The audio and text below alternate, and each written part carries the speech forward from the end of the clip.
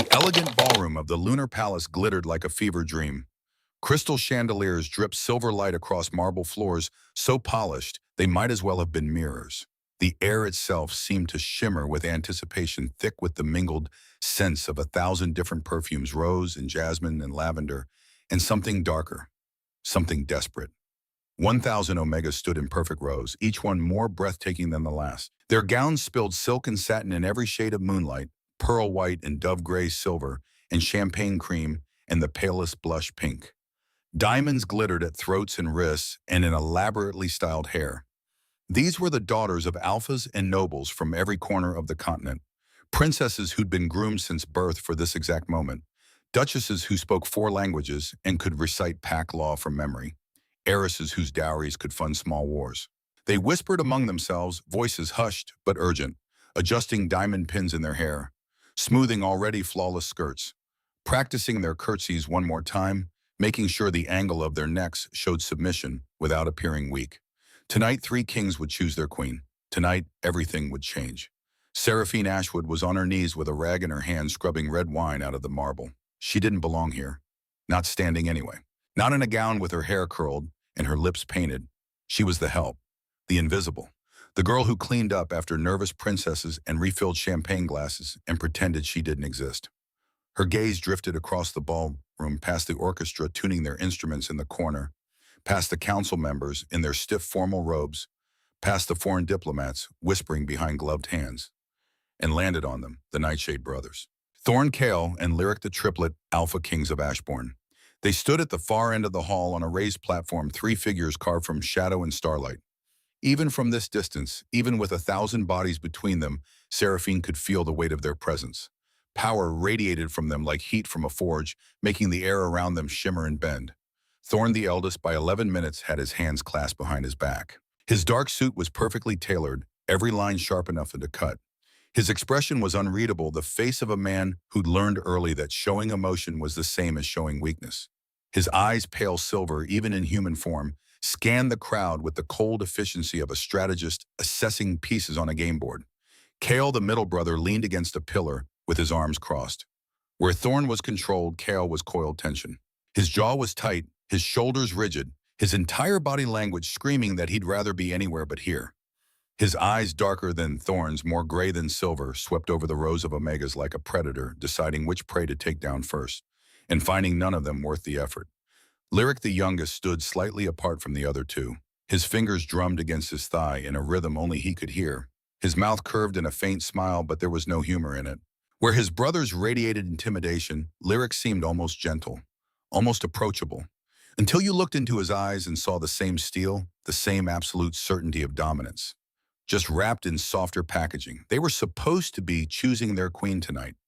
One queen, one Omega, one politically advantageous marriage that would secure alliances, stabilize the kingdom, and finally give the council what they'd been demanding for years, an heir. Seraphine snorted softly, turning back to the wine stain.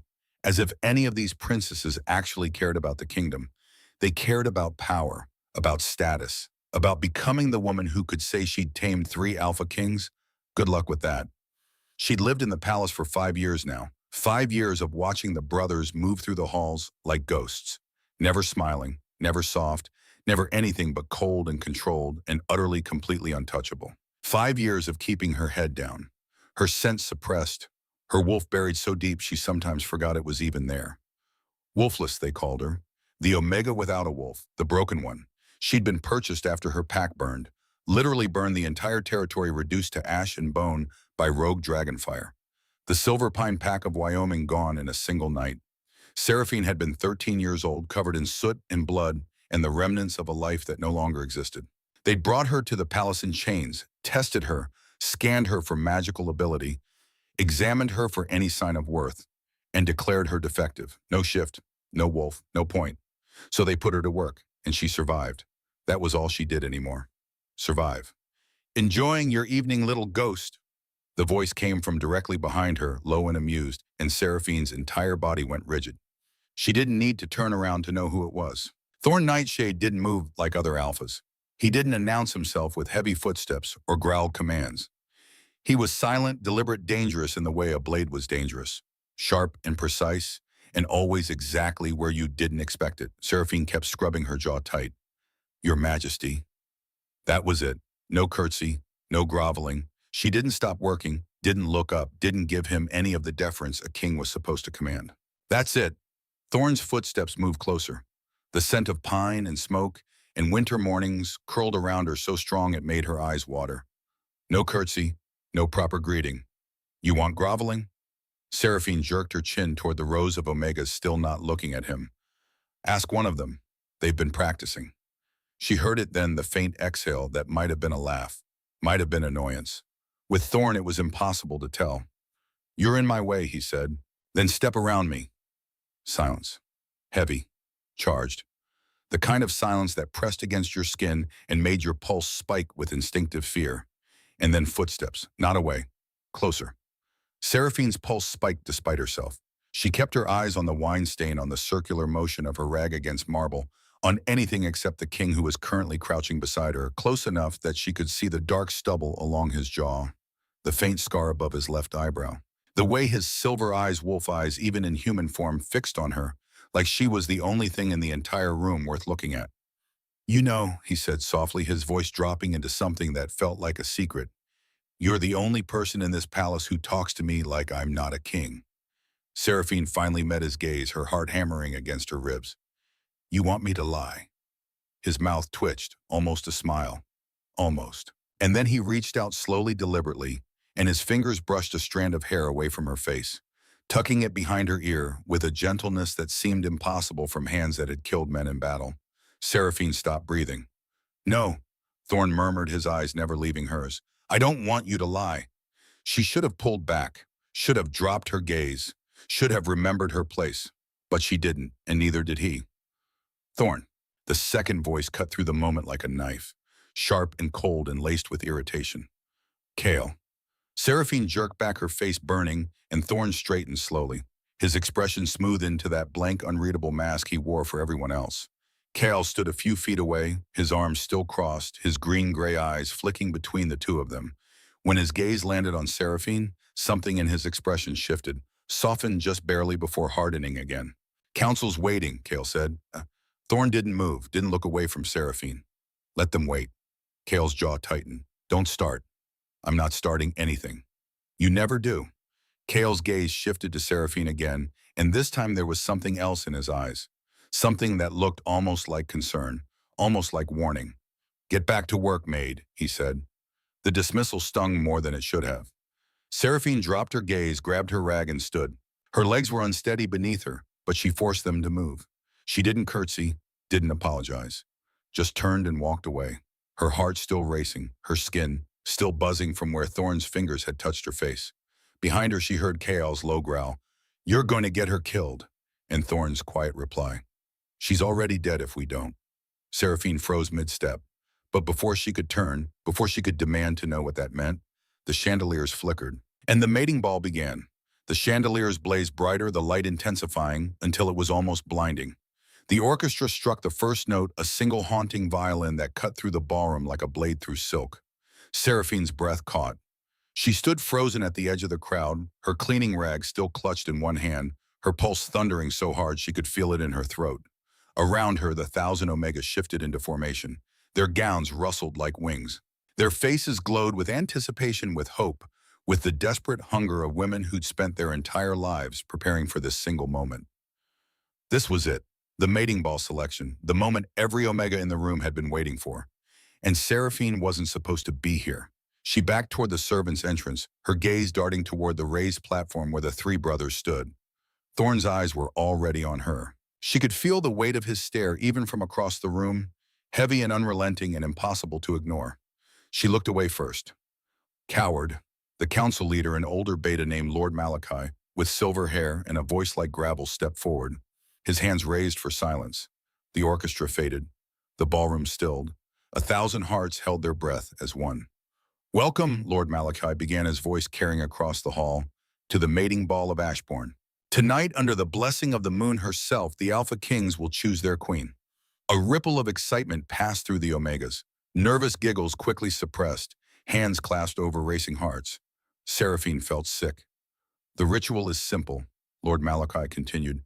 The moonwolves will descend from the chandeliers. They will move through the candidates, and when they find the one the kings are destined to bond with, they will kneel. Moonwolves. Seraphine had heard the stories. Ancient magic. Spectral creatures made of silver light and starfire summoned only once every generation to choose the perfect match for an alpha bloodline. They didn't choose based on beauty or status or political alliances. They chose based on soul, on scent, on the invisible thread that connected two people across lifetimes. Seraphine swallowed hard and turned toward the door. She didn't belong here. She didn't have a wolf. She didn't have anything. Seraphine. The voice stopped her cold. Not Thorn this time. Lyric. She turned slowly and there he was, standing just a few feet away, his hands in his pockets, his dark hair falling across his forehead, in a way that made him look younger than his brothers. Less guarded, more human. But his eyes were the same, golden and sharp and hungry. "You're leaving," he said quietly. It wasn't a question. Seraphine lifted her chin.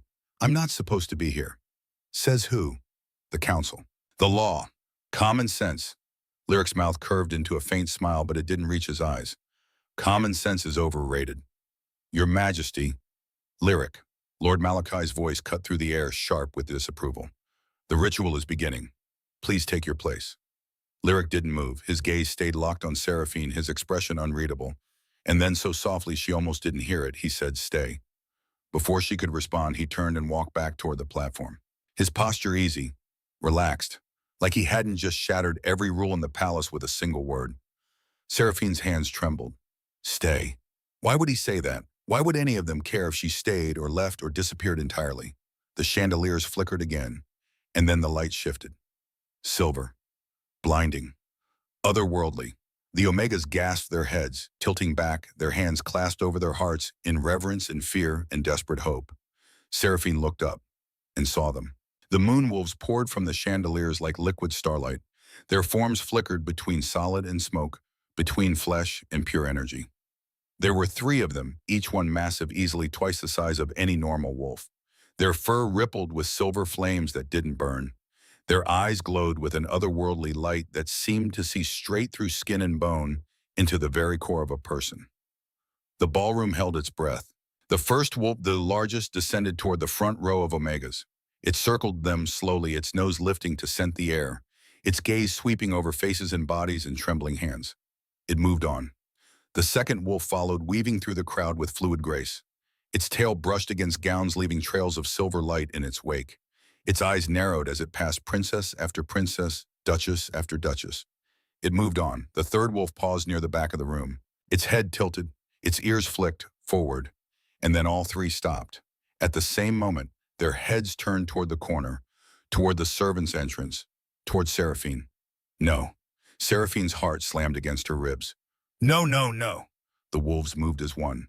Their bodies blurred with speed, their eyes locked on her, like she was the only thing in the entire palace. The Omegas scrambled out of the way, their faces twisted with confusion and shock and dawning outrage. Seraphine stumbled backward, her spine hitting the wall, her breath coming in short, panicked gasps. The wolves didn't slow. They crossed the ballroom in seconds, their massive forms towering over her, their silver eyes burning with something that felt like recognition, like relief, like home. And then in perfect unison, they dropped to their knees, their heads bowed, their eyes closed, their entire bodies radiating submission and reverence and absolute certainty. The ballroom exploded into chaos, screams, shouts, accusations flying like daggers through the air. A duchess near the front fainted, her body crumpling to the floor in a heap of silken diamonds. A princess threw her champagne glass at the wall, the crystals shattering into 1,000 glittering pieces. Lord Malachi was yelling something about impossible and mistake, and this can't be happening. But Seraphine couldn't hear any of it, because on the platform Thorn had gone rigid. His hands gripping the railing so hard the wood splintered beneath his fingers.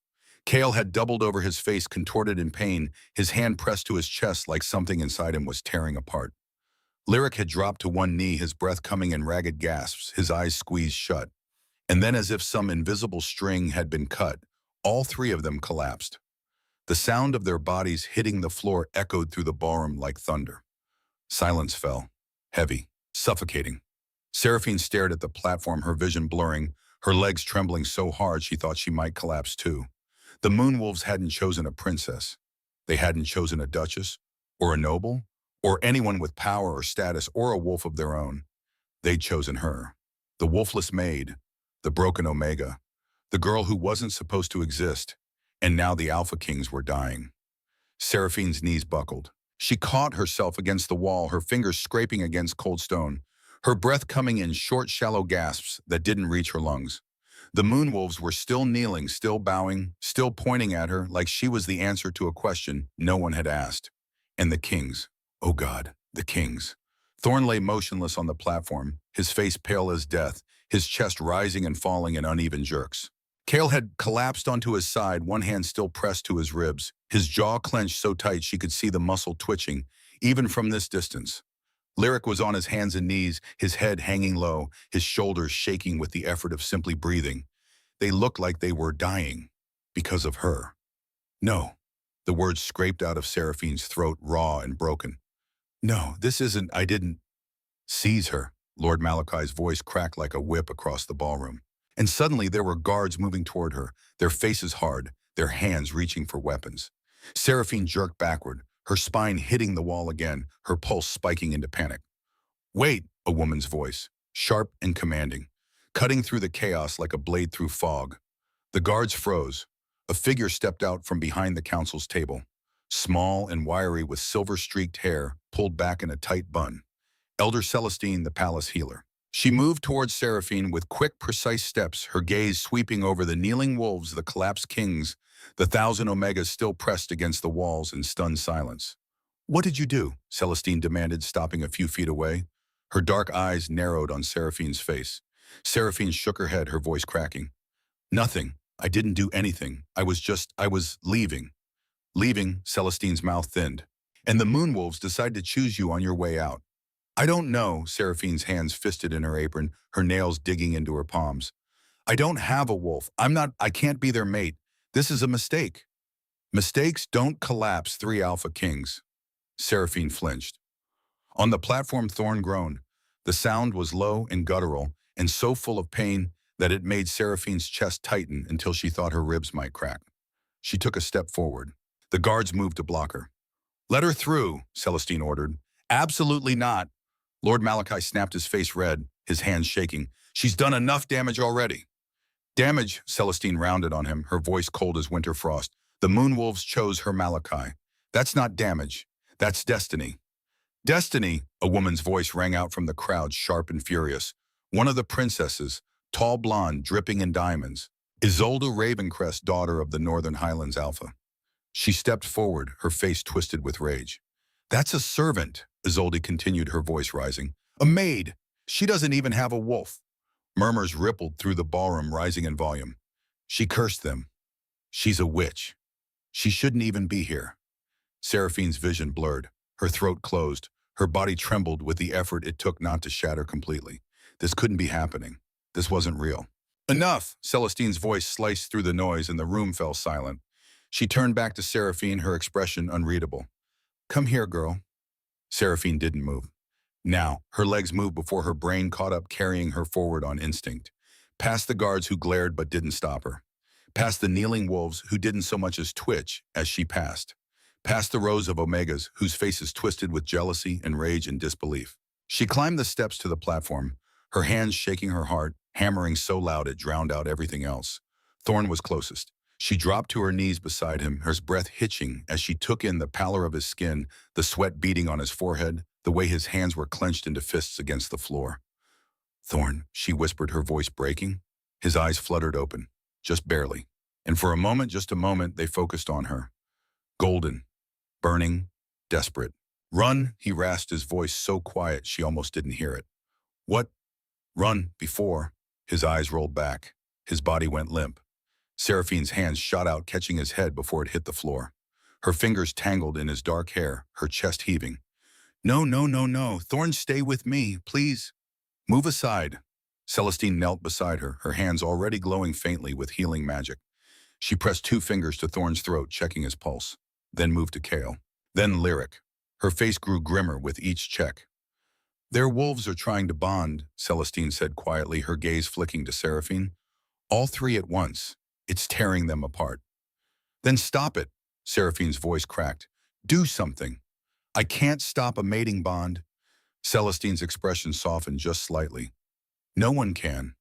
Then what do we do? Celestine hesitated.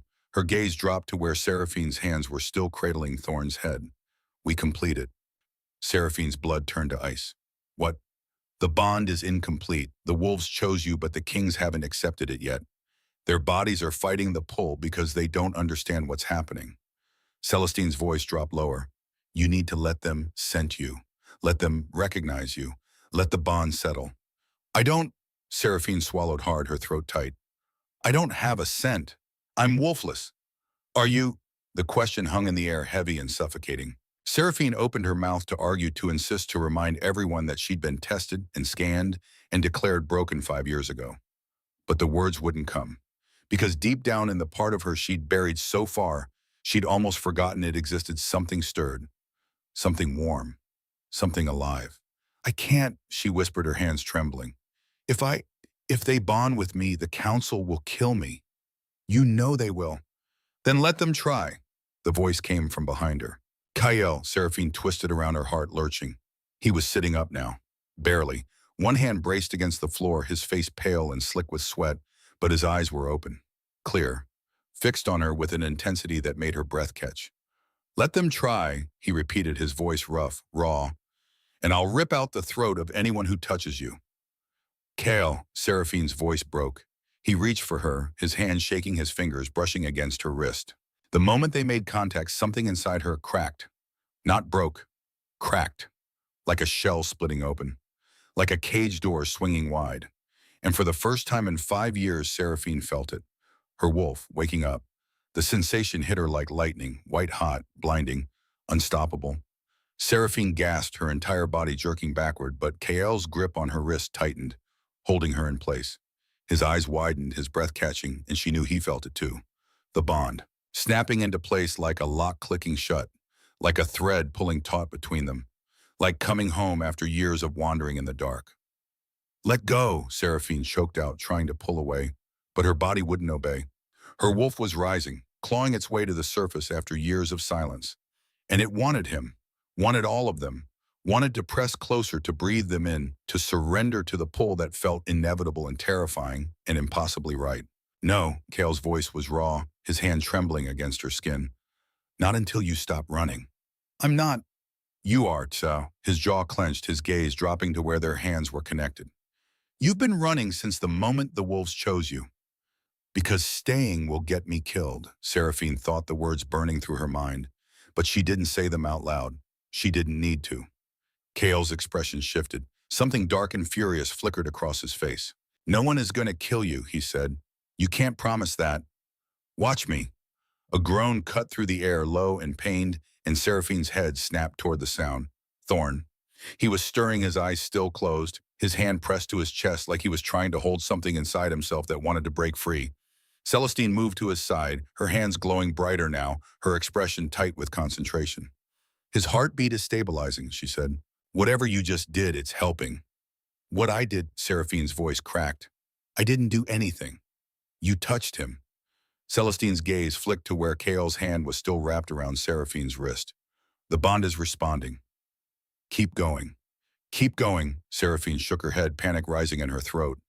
I don't know what I'm doing. I don't know how any of this works. Then figure it out. Celestine's voice was sharp, impatient. Because if you don't, they're going to die. The words hit Seraphine like a punch to the gut. Die. They were going to die because of her, because the Moonwolves had chosen wrong, because she was broken and defective and never should have been here in the first place. Move! The command came from behind her, low and hoarse, and Seraphine barely had time to process it before a hand gripped her shoulder and pulled her backward. Lyric. He was on his feet now. Barely. His face pale and slick with sweat, his eyes burning with something that looked like desperation. He pulled her closer, his other hand coming up to cup the side of her face. His thumb brushed against her cheekbone. Breathe, he whispered, his voice shaking. Just breathe. Seraphine tried. She really did. But her lungs wouldn't cooperate, her chest tight, her vision blurring at the edges. I can't, she gasped. I can't do this. Yes, you can. Lyric's hand slid down to her neck, his fingers resting just above her pulse, and the touch sent another jolt through her. Softer this time. Warmer. like he was grounding her, pulling her back from the edge of panic. "Look at me," he said quietly. She did. His eyes were gold like his brother's, but lighter, softer, less guarded. "You're not broken," he said, his voice steady despite the tremor in his hands. "You never were." Seraphine's throat closed, her eyes burning with tears she refused to let fall. "You don't know that." "I do." His thumb traced a slow line along her jaw, his touch impossibly gentle. "I've known since the first time I saw you." The first time, 5 years ago, the day they brought her to the palace in chains. She'd been 13, alone, covered in ash and blood and the remnants of a pack that no longer existed.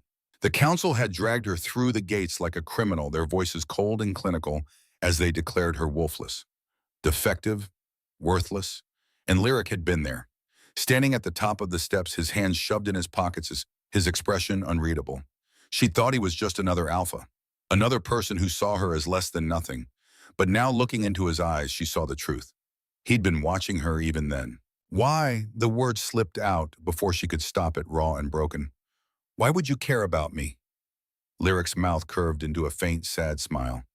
"Because you're ours." Ours, the word wrapped around her like a vice, squeezing the air from her lungs. "No," Seraphine shook her head, pulling back, but Lyric didn't let go. "I'm not. I'm nobody. You're everything." The voice came from the floor. Thorn. He was sitting up now, his hands still pressed to his chest, his breathing ragged but steady.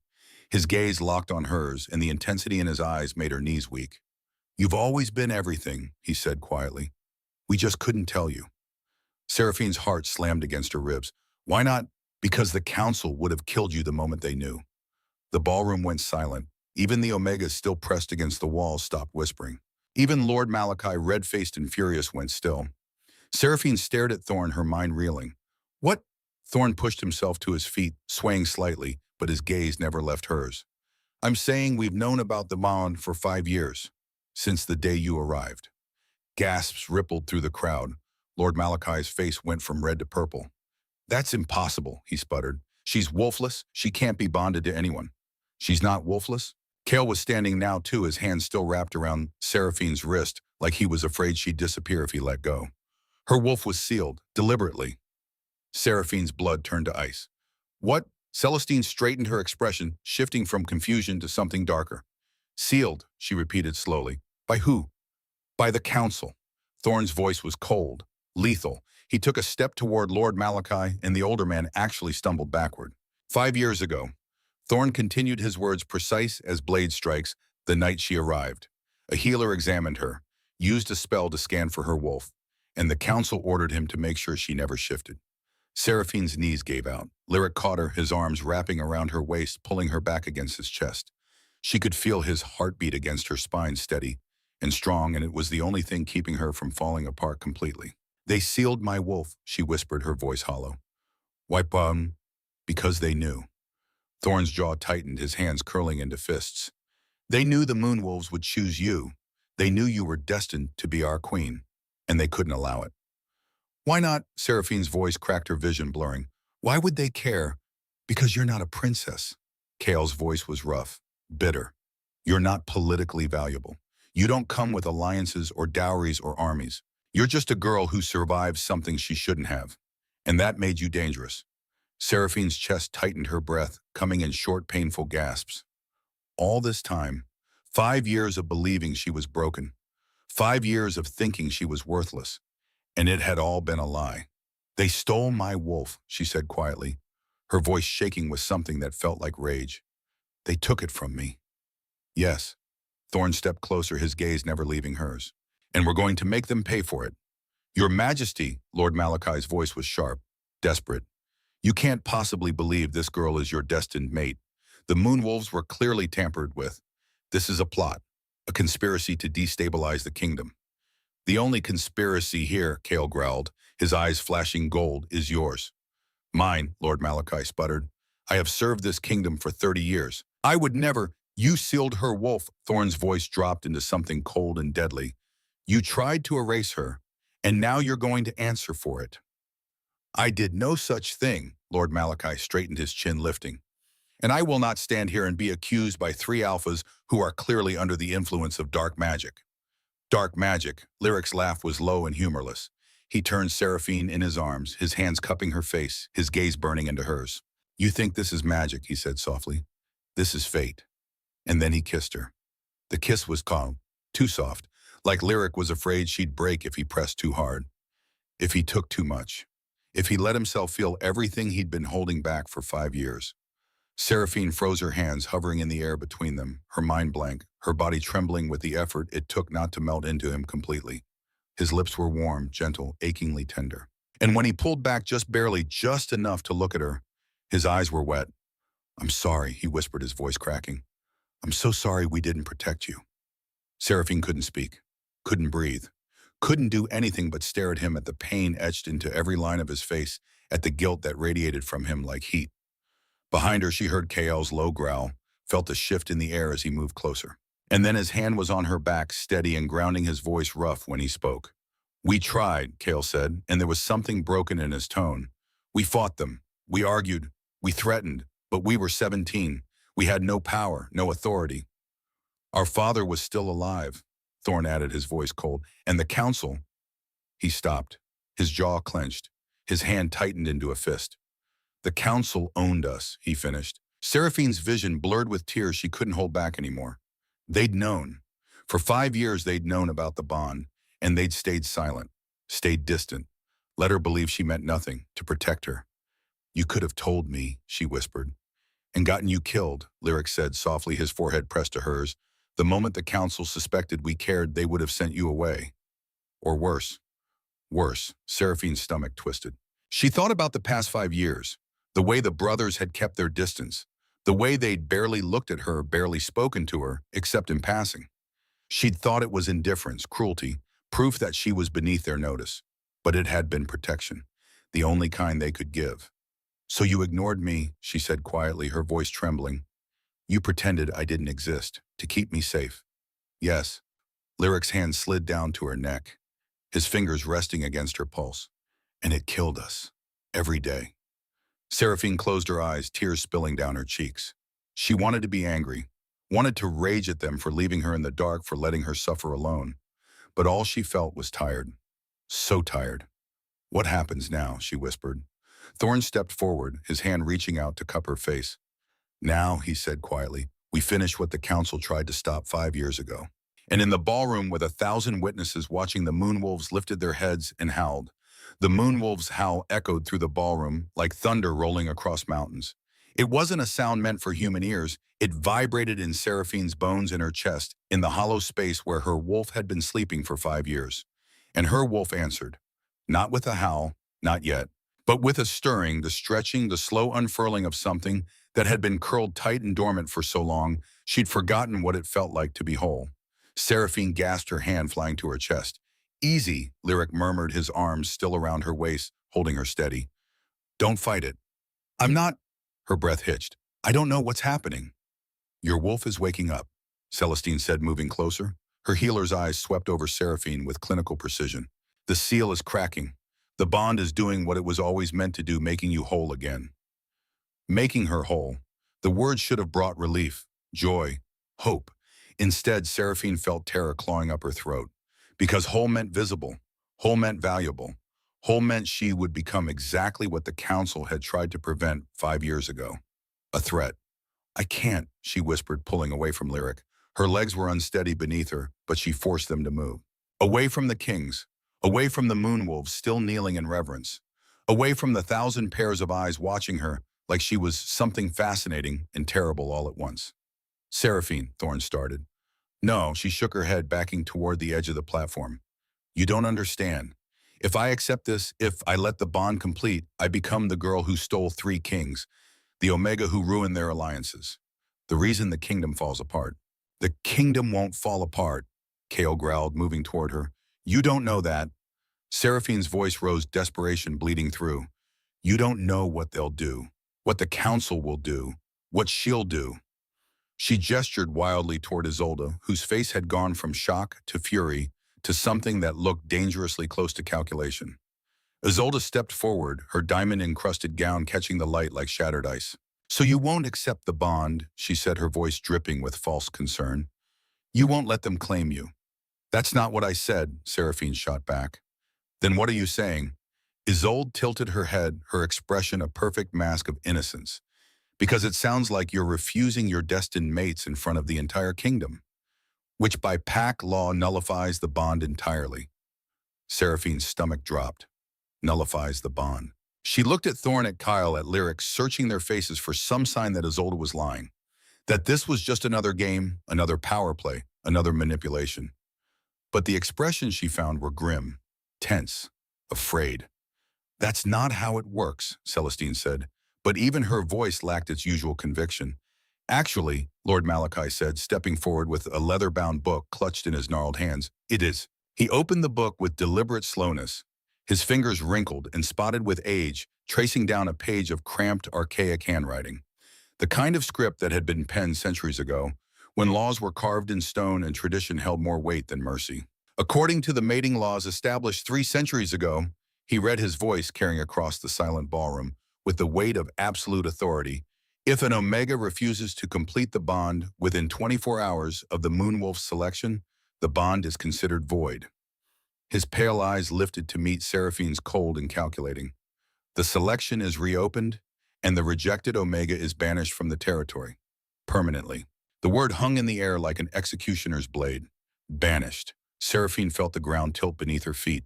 Banished meant alone.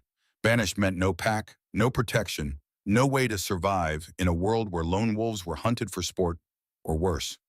You can't do that, Kale snarled, moving toward Lord Malachi with predatory intent. But the older man didn't flinch, didn't step back. He simply closed the book and held it against his chest like a shield. It's the law, Your Majesty, written by your own ancestors to prevent exactly this kind of manipulation, this kind of chaos. This isn't manipulation. Thorn snapped, his voice sharp as breaking glass. She's terrified. She's been through hell tonight. Give her time to think, to understand what's being asked of her. The law doesn't allow for time, Lord Malachi said, his voice cold as winter frost. She accepts the bond now before midnight strikes, or she forfeits it entirely. Those are the only options. Now, the word echoed in Seraphine's head louder than the Moonwolf's howl, louder than her own heartbeat, thundering in her ears like war drums. She had to choose, right now, in front of 1,000 witnesses who wanted her to fail, who needed her to fail because her success meant their world would shatter. Her knees buckled, and Lyric was there in an instant, his arms wrapped around her waist, pulling her back against his chest, holding her upright when her own body wanted to collapse. Don't listen to them, he whispered, his breath warm against her ear. We'll figure this out. We'll find another way. There's always another way. There is no other way, Seraphine said, her voice hollow, empty. Then we leave, Kel said, moving to her other side.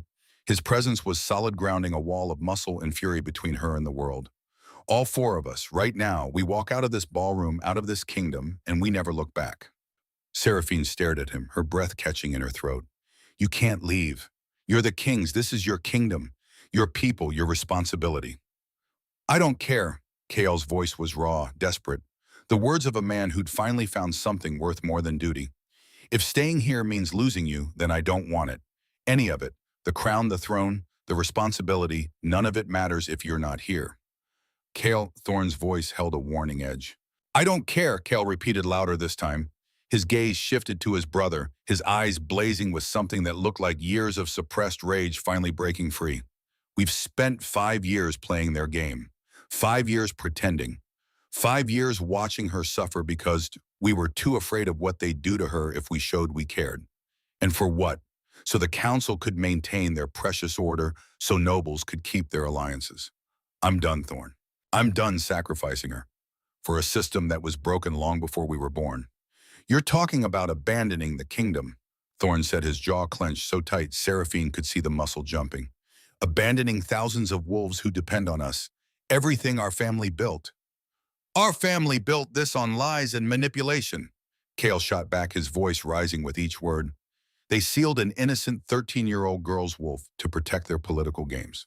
They let her believe she was broken, worthless, defective for 5 years. So yes, I'm talking about abandoning it, because she's worth more than all of it combined. She's worth more than this entire kingdom. Seraphine's breath caught tears spilling down her cheeks in hot trails. He meant it. She could see it in his eyes, feel it through the incomplete bond that pulsed between them like a living thing. He would walk away from everything for her. "You can't," she whispered, her voice breaking. "You can't give up your kingdom for me. I'm not worth that. I'm just, don't." Kale's hand cupped her face, forcing her to meet his gaze. "Don't you dare say you're not worth it. Don't you dare believe the lies they told you." "Kale, stop." Thorn moved between them, his hands raised in a gesture that was half placating, half commanding. "This isn't the answer. Running won't solve anything. It won't change the laws. It won't break the council's power. It'll just make us fugitives and leave the kingdom in chaos." "Then what is the answer?" Kale demanded. "Let them banish her. Let them take her away and pretend the Moonwolves didn't choose her. Let them win." "No, Thorn's voice dropped to something quiet and deadly. "We fight. We've been fighting for 5 years." Lyric said, his arms still wrapped around Seraphine, his voice strained with exhaustion. "And it got us nowhere. They're not going to change Thorn. They're not going to suddenly decide she's worthy. The council doesn't work that way.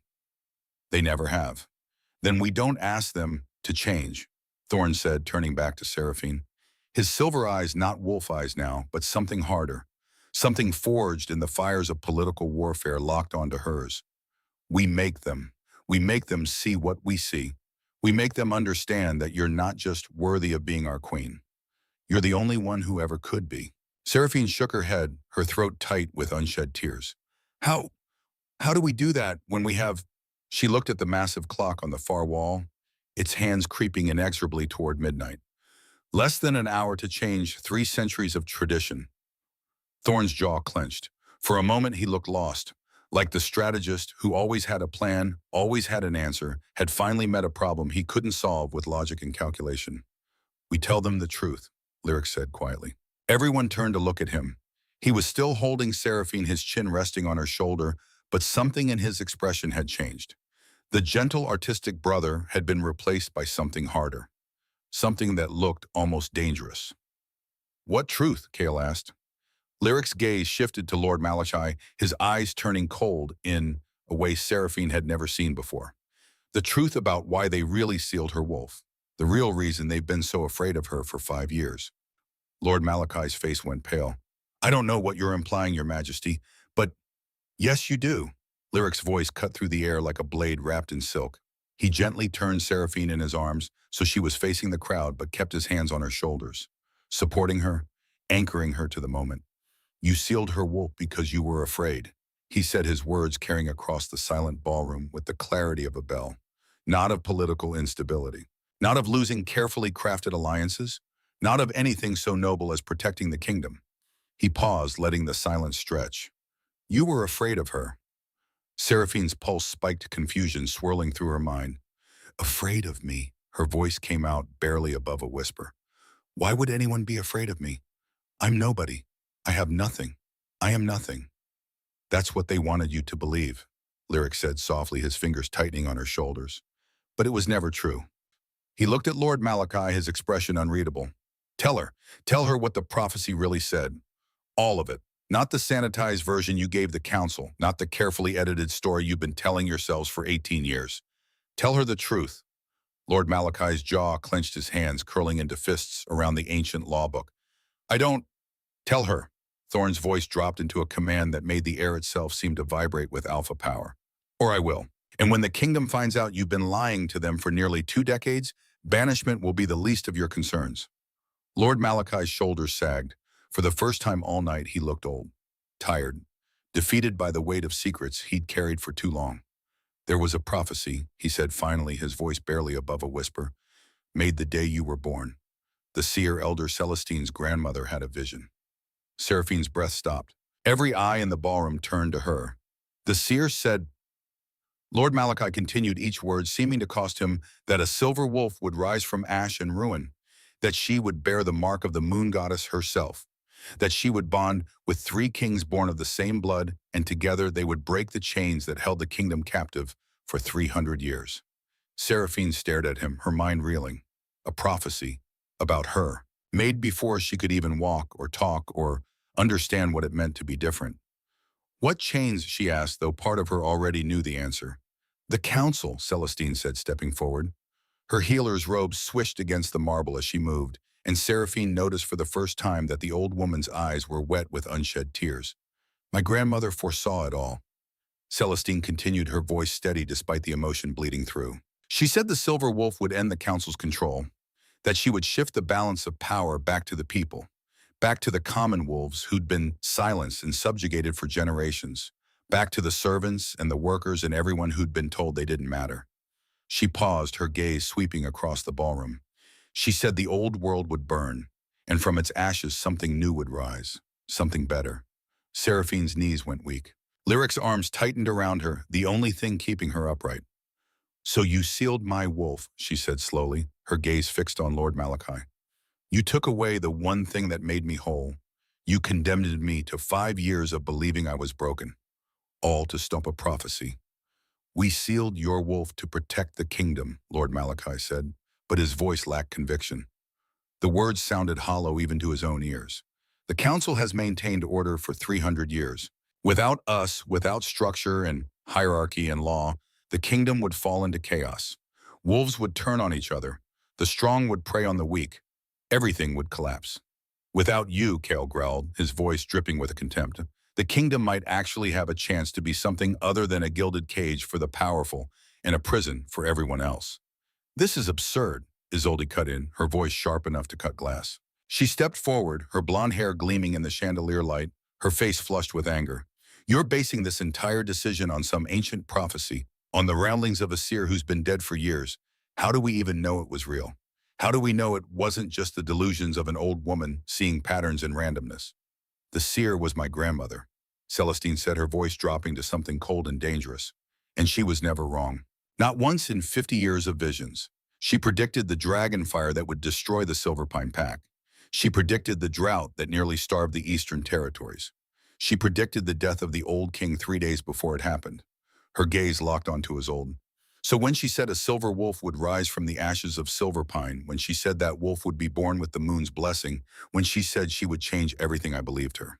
The council believed her too. That's why they acted." Isolde's mouth snapped shut, but her eyes blazed with fury.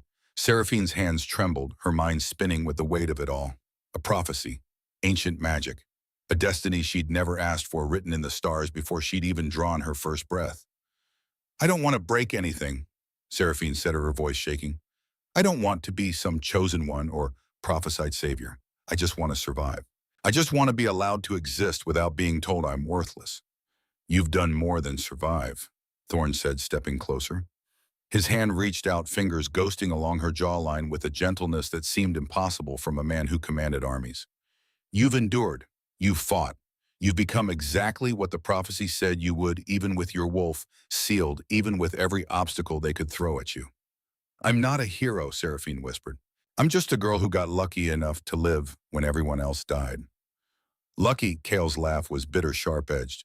"You call it luck that you survived dragonfire that reduced your entire pack to ash. That you survived being sold like property to a palace that wanted you erased. That you survived 5 years with your very soul locked away and still managed to keep your humanity, your kindness, your ability to care about others." He moved closer, his presence overwhelming. "That's not luck, Seraphine, that's strength. That's the kind of strength queens are made of." "And now," Lyric said, his hands sliding from her shoulders to cup her face, tilting her head up, so she had no choice but to meet his golden eyes. "You get to choose what comes next. Not the council, not the prophecy, not the moonwolves or the laws or the traditions. You." Seraphine's tears fell faster, her chest heaving with the effort of holding back sobs. Choose. She'd never had a choice before. Not when the dragons came and burned everything she'd ever known. Not when the slavers found her in the ruins and put chains around her wrists. Not when the council sealed away the most fundamental part of who she was. But now she did. And it terrified her more than anything else ever had. "What if I'm not strong enough?" she whispered, her voice cracking like broken glass. "What if I choose wrong? What if I accept this bond and everything falls apart?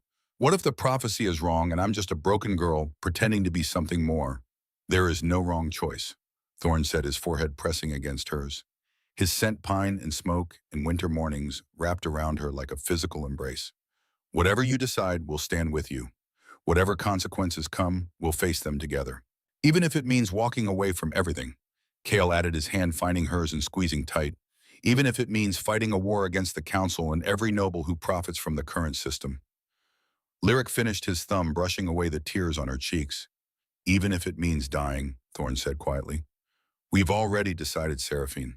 5 years ago, when we first felt the bond, when we first realized what you were to us, we chose you. We've been choosing you every day since, even when we couldn't show it. Even when it meant watching you suffer from a distance. We chose you then, and we choose you now. Seraphine closed her eyes, her breath shuddering through her lungs. And for the first time all night, she let herself really feel it. The bond. Not just the pull between her and the three kings, though, that was there, a golden thread wrapped around her heart, tugging her toward them with an inevitability that felt like gravity. But something else too. Something bigger. A connection to every servant in the ballroom who'd spent their lives being invisible. To every Omega who'd been told their only value was in their beauty or their ability to produce heirs.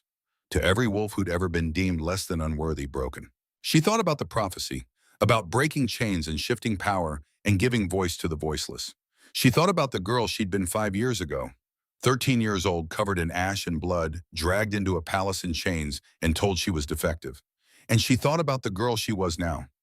Still scared, still uncertain, still feeling the weight of impossible expectations pressing down on her shoulders. But not broken, never broken. She opened her eyes and looked at the massive clock on the wall. 11:58, 2 minutes left. 2 minutes to decide the rest of her life. The rest of everyone's lives. She turned to face the ballroom, her hands still gripped in lyrics, her body steady despite the fear coursing through her veins like ice water. 1,000 faces stared back at her. Nobles in their finery, Omegas in their silk gowns, servants pressed against the walls, guards with their hands on their weapons, the council with their ancient laws and their desperate need to maintain control. And in that moment, Seraphine understood something fundamental. This wasn't about her. It had never been about her. It was about every person in this room who'd ever been told they didn't matter, who'd ever been silenced or dismissed or made to feel small. The prophecy wasn't about one girl becoming queen. It was about an entire kingdom learning that power didn't come from bloodlines or titles or carefully maintained hierarchies. It came from choosing to stand up, from choosing to be seen, from choosing to exist loudly in a world that wanted you quiet. I accept the bond, she said, her voice clear and strong, carrying across the silent ballroom like a bell. The ballroom exploded into chaos, gasps and shouts and accusations flying like arrows through the air. A duchess near the front actually fainted, her body crumpling to the floor in a heap of emerald silk. Someone threw a champagne glass against the wall, crystal shattering into 1,000 glittering pieces. But Seraphine didn't hear any of it. She only heard her own heartbeat, steady and sure, and the sharp intake of breath from the three men standing around her. Thorn moved first. His hand slid to the back of her neck, fingers threading through her hair with a possessiveness that should have frightened her but instead felt like safety, like home. He pulled her close, his forehead resting against hers, his breath warm against her lips. Say it again, he whispered, his voice rough with emotion barely held in check. I need to hear it again. I need to know this is real. Seraphine's breath hitched, but her voice didn't waver. I accept the bond, all of it. The prophecy, the responsibility, the consequences. Everything. She pulled back just enough to meet his eyes. Mark me. Thorn's eyes closed, his jaw clenching so tight she could see the muscle jumping beneath his skin. For a moment she thought he might break. Thought 5 years of waiting and wanting and holding back might finally shatter him completely. But then he opened his eyes, and the look in them stole the breath from her lungs. Not silver anymore, pure molten gold. The wolf so close to the surface she could feel its presence like a physical weight. Are you sure? He asked quietly, his thumb brushing against her jaw in a gesture achingly tender. Once we do this, there's no going back. You'll be bound to us, to me, to them, to this kingdom for the rest of your life. You'll be our queen, our mate, our equal. And that means you'll share in everything. The danger, the politics, the weight of the crown. He paused, his gaze searching hers. It means they'll come for you. The council, the nobles who profit from the old ways, everyone who sees you as a threat to their power. They'll try to break you, to use you against us, to prove the prophecy wrong. I know, Seraphine said softly. They'll call you unworthy, Kale added, stepping closer. His hand found her waist warm and solid. They'll say you don't belong, that you're not good enough, that you're still just a broken Omega playing at being queen. We'll let them, Seraphine said, her voice stronger now. It won't be easy, Lyric said, his hand sliding into hers. Changing a kingdom never is. The road ahead is going to be hard and painful and full of people who want us to fail. Seraphine looked at each of them in turn, at Thorn with his strategic mind and his burden of responsibility, at Kael with his barely leashed fury and his fierce protectiveness, at Lyric with his gentle strength and his quiet wisdom. I'm terrified, she admitted. I'm terrified of failing, of not being what the prophecy says I should be, of letting down everyone who's looking to me to change things. She took a shuddering breath. But I'm more terrified of going back to being invisible, of spending the rest of my life wondering what might have happened if I'd been brave enough to trade back. Lyric's smile was small and sad and beautiful. Then I guess we'd better make sure you succeed. Thorn's hand tightened on the back of her neck, and he pulled her impossibly closer. His lips brushed against her ear, sending shivers down her spine. This is going to hurt, he murmured, his voice dropping to something dark and promising. The marking bite, it's not gentle. It's meant to brand you as ours, to seal the bond in a way that can never be broken. Your body will fight it at first, even as your wolf accepts it. Seraphine's pulse spiked, but she nodded. I know. But we'll be with you, Kael said, his voice rough. Every second, every moment. You won't face any of it alone. Never alone, Lyric echoed. Not anymore. Seraphine closed her eyes, her breath shuddering through her lungs, and then she tilted her head to the side, exposing the curve of her neck. The ballroom fell silent. Even the nobles stopped shouting. Even the council stopped protesting. Even the 1,000 Omegas who'd come here expecting to be chosen went quiet. Because this was it. The moment that would change everything. The moment a wolfless maid became a queen. Thorn leaned in slowly, giving her every chance to pull away, to change her mind to run. But Seraphine didn't move. His lips brushed against the curve of her neck, soft as a whisper. I love you, he said so quietly only she could hear. I've loved you since the moment I saw you 13 years old and covered in ash and refusing to cry, even though your entire world had just burned. I loved you when you learned to survive in a palace that wanted you gone. I loved you when you kept your kindness despite everything trying to break you. And I'll love you every day for the rest of my life, whether the bond holds or shatters, whether you're queen or just a girl who chose to be brave. Seraphine's breath caught tears spilling hot down her cheeks, and then his teeth sank into her neck. The pain was immediate and all-consuming, sharp and searing like liquid fire being poured directly into her veins.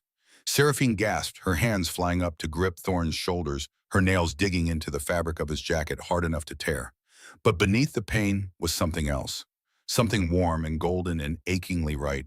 The bond, not incomplete anymore, not tentative or uncertain or fragile. Solid, unbreakable. A connection that went deeper than flesh and bone, deeper than thought or conscious awareness. Thorn's presence flooded into her mind like a dam breaking. His emotions crashed over her in waves, relief so profound it felt like drowning love, so fierce it burned, guilt so deep it threatened to pull her under. He'd spent 5 years watching her suffer. 5 years unable to help, unable to comfort, unable to do anything but stay away and hope the distance would keep her safe. 5 years of hating himself for it. Seraphine reached up with trembling hands, finding his where they gripped her waist, and she squeezed tight, sending a thought through the bond, clear and certain and true. I forgive you. I understand. And I don't blame you for any of it. Thorn pulled back, his eyes wide, and wet his breath ragged. The look on his face was something between awe and devastation. Seraphine. My turn? Kael's voice cut through the moment, rough and impatient. He didn't wait for permission. Didn't ask if she was ready or give her time to recover from Thorn's mark. He simply pulled her to him with a force that would have been frightening if she hadn't felt the careful control beneath it. One hand fisted in her hair, angling her head, the other splayed across her lower back, holding her against him. His eyes were wild, feral, the wolf closer to the surface than she'd ever seen it. I'm not good at pretty words, he said, his voice gravelly. I'm not good at soft or gentle or any of the things you probably deserve. But I'm good at this, at protecting what's mine, at destroying anything that tries to hurt you, at being the violence you'll never have to be. His gaze burned into hers. I'll be your shield and your sword, your monster when the world needs monsters. And I'll never ever let them make you feel small again. And then he bit down, harder than Thorn, fiercer, a claiming that was as much brand as bond. The pain was sharper this time, more intense, and Seraphine cried out. Her vision blurred at the edges, her body trembling with the shock of it. But the bond that flooded through her was different than Thorn's. Where Thorn had been waves, Kyle was a wildfire. All-consuming heat and barely controlled fury, and a protective instinct so strong it felt like violence contained in a vessel of flesh. He would kill for her, would burn down kingdoms and slaughter armies and paint the ground red with the blood of anyone who dared threaten her. And beneath all that rage was a fear that kept him awake at night. Fear that his violence made him unworthy, that his inability to be soft made him a poor choice for someone who deserved gentle hands and tender words. Seraphine sent her thoughts through the bond, fierce and certain. You're not too much. You're not too violent or too damaged or too anything.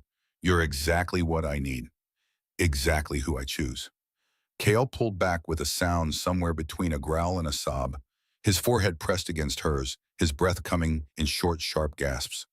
I'll try, he said hoarsely, to be better, to be softer when you need soft. Don't, Seraphine whispered. Don't change who you are. I need you exactly as you are. Lyric, Thorn said quietly. She needs all three bonds to be complete before midnight. Lyric stepped forward, and his approach was completely different from his brother's. He didn't grab or claim or possess. He simply opened his arms. An invitation. A choice. Seraphine moved into his embrace, her body aching from two marks already burning on her skin, her mind reeling from the weight of two powerful presences now tangled with her own thoughts. Lyric's hands came up to cup her face with a gentleness that made her want to cry. I don't have Thorn's strategies or Kale's strength, he said softly. I don't have grand promises or fierce declarations. All I have is this. He pressed his hand over her heart, feeling the frantic rhythm beneath her ribs.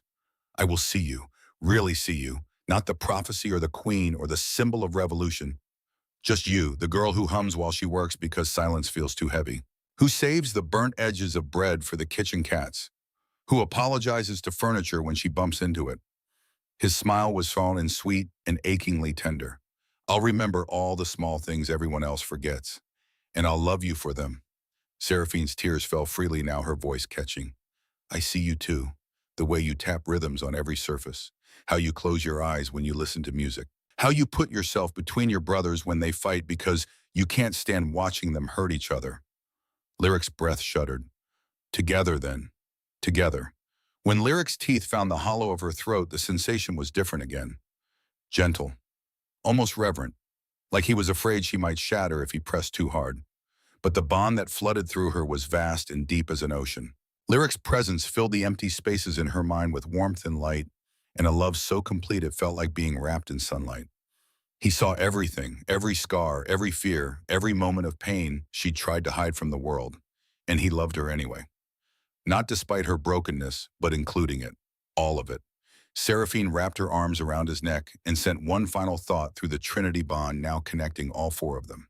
I love you, all of you, and I choose this. I choose us. Lyric pulled back slowly, his eyes shining with unshed tears, and when he smiled, it was like sunrise breaking over mountains.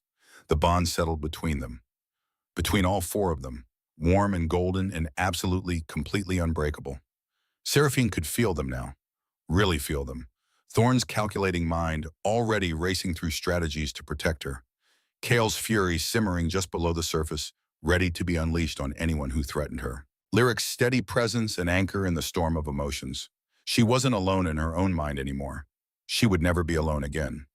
The ballroom remained frozen, suspended in the moment between the old world and the new.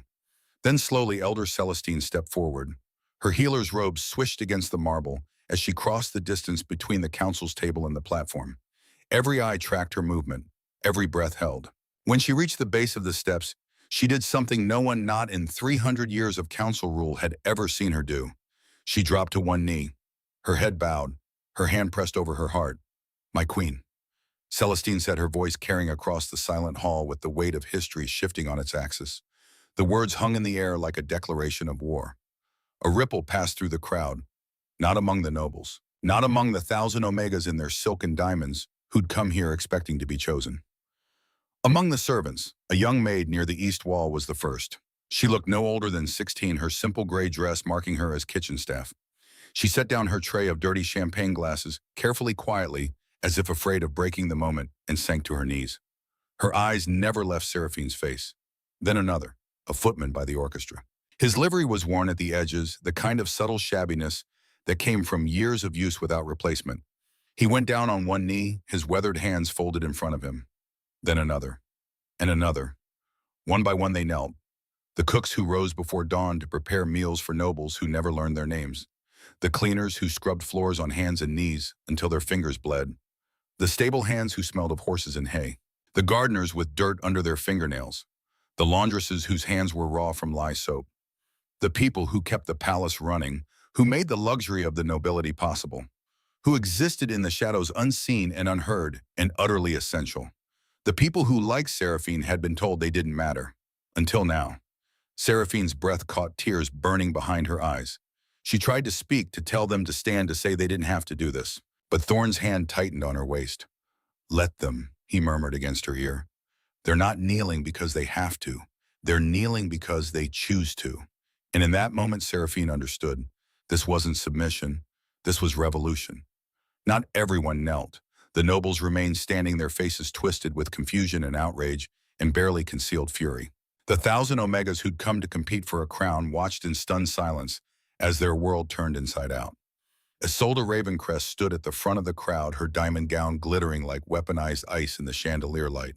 Her face had gone pale, her hands clenched into fists, so tight her knuckles had turned white. For a long moment she simply stared. At Seraphine, at the kings, at the servants kneeling one by one like a wave spreading across the ballroom floor. Then she stepped forward. Her heels clicked against marble with the precision of a countdown. "You think you've won," she said quietly, her voice cutting through the silence like a blade through silk. "But you have no idea what you've started, what you've just unleashed." Seraphine met her gaze steadily, her chin lifting, despite the exhaustion threatening to pull her under. "Then I guess we'll figure it out together." Isolde's jaw clenched. Her eyes blazed with something complex, fury and grief, and something that might have been respect, all tangled together in a knot too complicated to unravel. "My father died fighting for change," she said, her voice shaking despite her obvious attempt at control. "Lord Marcus Ravencrest. The council had him executed for treason when I was 12 years old. They called it justice, but it was murder, pure and simple." She took another step forward. "He believed the common wolves deserved a voice, that Omega shouldn't be treated as property, that the council had too much power and too little accountability. He spoke out. He organized. He dared to imagine something different." Her voice dropped to something raw and broken. "And they killed him for it. Made me watch as they carried out the sentence. Wanted me to learn what happened to wolves who challenged the old ways." Seraphine's heart clenched. "I'm sorry," she said softly. Isolde's laugh was bitter. "Don't be sorry. Be smart. Because they'll try to do the same thing to you. They'll call you a threat to stability. An upstart who doesn't know her place. They'll find reasons to question your legitimacy, your worthiness, your right to stand beside 3 kings." She paused, her gaze sweeping over the kneeling servants, the shocked nobles, the moonwolves fading silver light. "And unlike my father, you have a chance. You have the prophecy. You have the moonwolves' blessing. You have 3 Alpha Kings willing to go to war for you." Isolde's eyes met Seraphine's again. "So don't stand there and act like you're the first person to challenge them. You're just the first one with enough power that they can't simply make you disappear. Which makes you either the most dangerous person in this kingdom or the most valuable. Possibly both." Seraphine stepped forward, off the platform, moving toward Isolde, despite Kale's growl of warning. "Then help me," she said quietly. "Help me finish what your father started. Help me build the kingdom he died imagining." Isolde stared at her for a long moment. Then she shook her head, something that looked like genuine regret flickering across her face. "I can't," she whispered. "Not yet. I have a pack to protect. 200 wolves in the northern highlands who depend on me staying alive, staying in power, staying on the council's good side. If I stand with you now, they'll strip my territory. They'll scatter my pack. They'll leave my people with nothing." She stepped back, her gown sweeping behind her. "But I won't stand against you either. I'll abstain. I'll stay neutral. I'll keep my pack safe while you fight this battle. And if you win, if you actually manage to break the council's hold on this kingdom, then I'll stand beside you in whatever comes next." Her voice softened. "Consider that my father's legacy. The only thing I can give you right now without destroying everything he died protecting." Isolde turned, moving toward the ballroom doors with her head held high, despite the tears Seraphine could see glistening on her cheeks. But before she disappeared into the night, she looked back one final time. "They'll come for you," she said. "Soon. Probably tonight. The council doesn't wait when they feel threatened.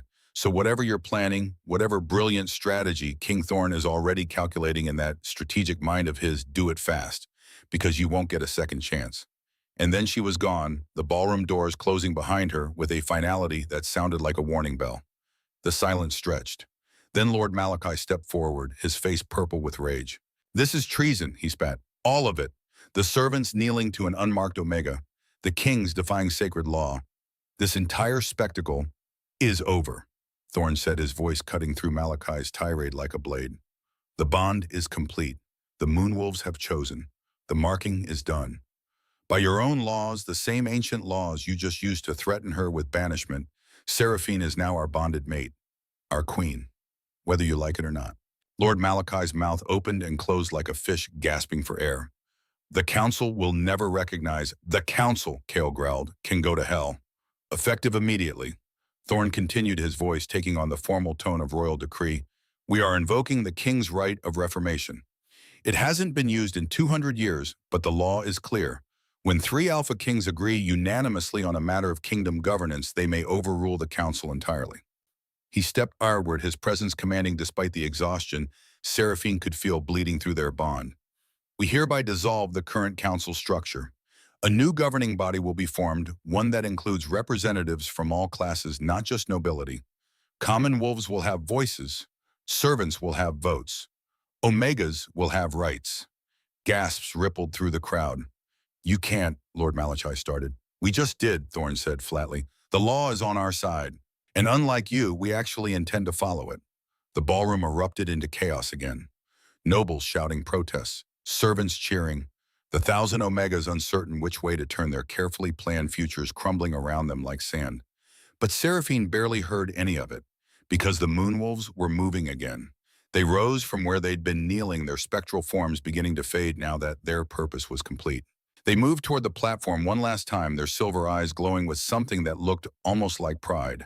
When they reached Seraphine, they bowed their heads, not in submission, in respect, in recognition, in blessing.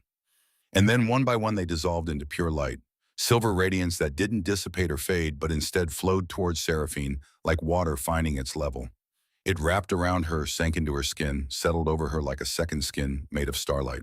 When it finally faded, Seraphine looked down at her arms, the mark of the moon. Not the temporary glow of the Moonwolves' approval, but something permanent, something that would mark her as chosen for the rest of her life. Silver patterns traced across her skin like delicate lacework. They started at the 3 bite marks on her neck and shoulders, thorns on the left, KLs on the right, lyrics at her throat, and spread outward in intricate whirls and spirals. Down her arms, across her collarbone, probably covering parts of her she couldn't see. Beautiful, otherworldly, unmistakable. The proof that the prophecy was real, that the Moonwolf's choice was legitimate, that she wasn't just a maid playing at being queen, she was the queen, marked by the moon goddess herself. The ballroom slowly emptied after that. The nobles fled first, their faces twisted with shock and fury and the knowledge that their world would never be the same. They'd go back to their estates and their territories and they'd plot. They'd scheme. They'd try to find ways to undermine what had happened here tonight, but they couldn't change it. Then the Omegas left, some weeping, some raging, all understanding that the competition they'd prepared for their entire lives was over. Some looked at Seraphine with hatred, others with something like hope, until only the servants remained, still kneeling, still waiting. Seraphine looked at them, really looked at them, and saw herself reflected in every face. The invisible made visible, the powerless given power, the voiceless finally heard. Stand, she said, her voice stronger than she'd ever heard it. All of you, please stand. They rose slowly, hesitantly, like flowers turning towards sunlight after a long winter. You don't kneel to me, Seraphine continued, the words coming from somewhere deep inside her. From the part of her that had survived dragonfire and slavery and 5 years of being told she was worthless. Not now, not ever. The old world is over. The one where some people matter and others don't. The one where birth determines worth and power determines voice. She paused, looking at each face.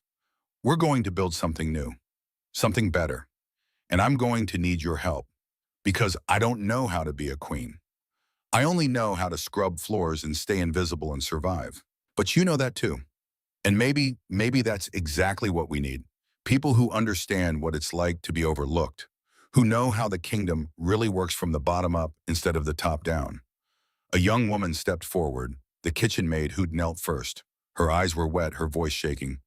"We'll help," she said, "however we can, whatever you need." "Thank you," Seraphine whispered. The moonwolf's silver glow intensified one last time, bathing the entire ballroom in light that felt like blessing and promise and hope all woven together. And somewhere in the distance, wolves began to howl. Not in mourning, in celebration. Seraphine stood on the platform between her three kings, the mark of the moon glowing on her skin, the weight of destiny settling onto her shoulders, like a crown she'd never asked for but would wear anyway. She'd been the girl who wasn't supposed to exist, the broken Omega, the wolfless Maid, the survivor of fires that should have killed her. Now she was the queen who would change everything. The mating ball was over. The revolution had just begun. And as the first light of dawn began to creep through the ballroom windows, painting everything in shades of gold and promise, Seraphine felt her wolf stir one more time. Not sealed anymore. Not sleeping, waking, rising, ready.